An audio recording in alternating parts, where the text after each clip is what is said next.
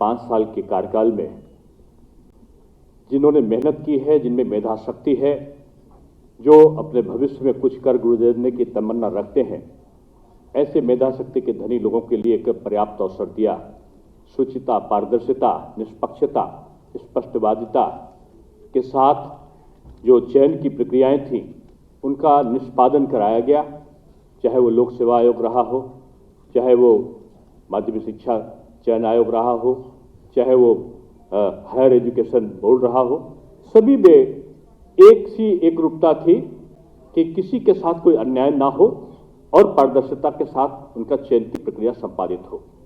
मुझे खुशी है कि वर्षों से 20 साल से रिक्त पड़े पदों को माध्यमिक शिक्षा में भरने की जो सतत प्रक्रिया चली, उसमें 20 से 25 हजार से भी ऊपर शिक्षकों की नियुक्ति, प्रधानाचार्य की नियुक्ति, सहायक अध्यापकों की नियुक्ति, प्रवक्ताओं की नियुक्ति का जो क्रम चला, उसने शिक्षा की उस महती आवश्यकता की संपूर्ति की जिसमें बगैर अध्यापन के विद्यार्थियों के सामने विकल्प केवल ये बचता था कि वो परीक्षा को उत्तीर्ण करने के लिए अगर पढ़ाई नहीं हुई है तो बगैर पढ़ाई के वो अन्य साधनों को अपनाने के लिए मजबूर हो जाया करते थे कभी कभी। इन परिस्थितियों में ये पारदर्शितापूर्ण एक योग्य शिक्षकों की भर्ती का जो क्रम चला है, उसने एक व्यापक दिशा दी है।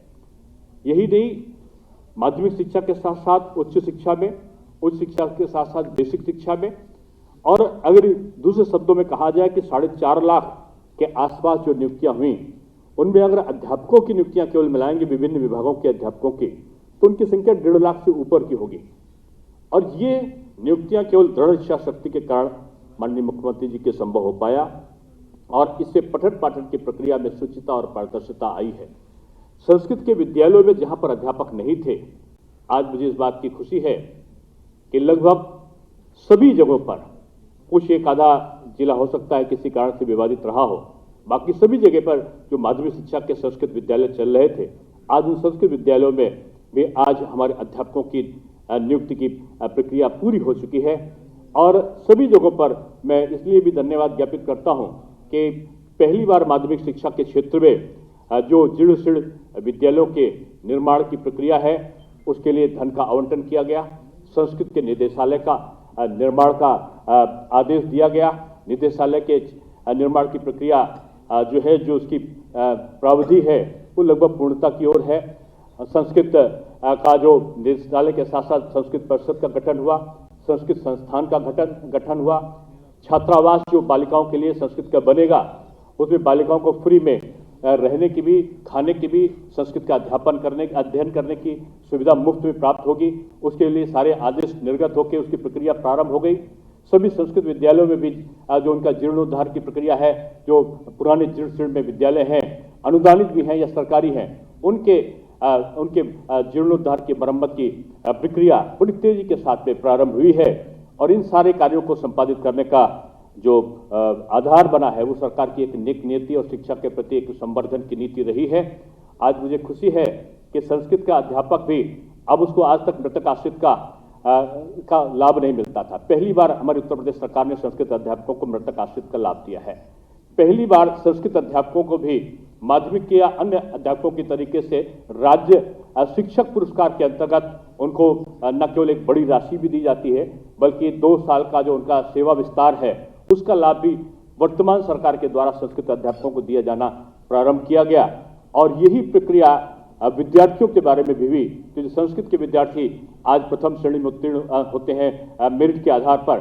तो जैसे माध्यमिक शिक्षा बोर्ड के विद्यार्थियों को मेरिट के आधार पर 1 लाख रुपया और उनके द्वारा बताई गई गौरव पथ का सड़क का निर्माण उनके नाम से, और साथ में उनको टैबलेट देने का जो अभियान था, वो भी अनवरत रूप में अब संस्कृत के विद्यार्थियों को भी प्राप्त होता है।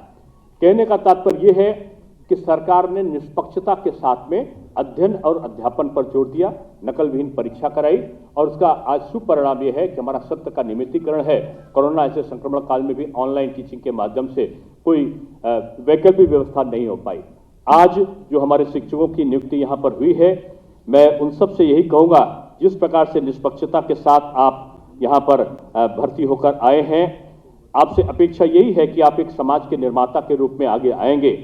आज 69 सहायक अध्यापक और 141 प्रवक्ताओं को कुल 210 लोगों का ऑनलाइन पदस्थापन हुआ है। ये पहली बार माध्यमिक शिक्षा में, उच्च शिक्षा में हुआ है कि जो अभ्यर्थी चुने गए शिक्षक, उनको ऑनलाइन उनका पदस्थापन हुआ और ऑनलाइन ही उनकी नियुक्ति की स्वीकृति भी उनको प्राप्त हो गई। ये एक बड़ी चीज है। आज उसी नियुक्ति का पत्र वितरित करने का काम यहाँ माननीय मुख्यमंत्री जी के द्वारा होगा। मैं तहसीलदार, नायब तहसीलदार के रूप में भी जो लोग भर्ती होकर यहाँ पर आ रहे हैं, एक बड़ा महत्वपूर्ण दायित्व आप सबके सम्मुख होता है। चुनाव कराने की विधि से लेकर आपको लेखपालों का और अन्य निरीक्षकों का चेकिंग करने से लेके विभिन्न प्रकार के भू अभिलेखों का एक प्रकार से सततीकरण करने का लक्ष्य आप सबके सामने होता है। आप अपने लक्ष्य में सफल बने। आज जो भी नए चयनित अभ्यर्थी हैं, सभी को मेरा साधुवाद। साथ में ये संकल्पित भावना को आप सब लेकर जाइए कि एक पारदर्शी सरकार का एक लक्ष्य है कि हम शुचिता, पारदर्शिता के साथ में समाज का निर्वहन के लिए दृढ़ प्रतिज्ञ होकर एक निष्पक्षता के भाव से, बगैर जातिपात के, बगैर धार्मिक उन्माद के, हम केवल राष्ट्र के लिए समर्पित भावना से काम कर सकें। ये प्रतिज्ञा का दिन मैं समझता हूँ, नियुक्ति पत्र जब आपके हाथ में मिलेगा तो यही प्रतिज्ञा आपके अंतर्मन में हो। यही मेरी शुभकामनाएं आप सबके सामने हैं।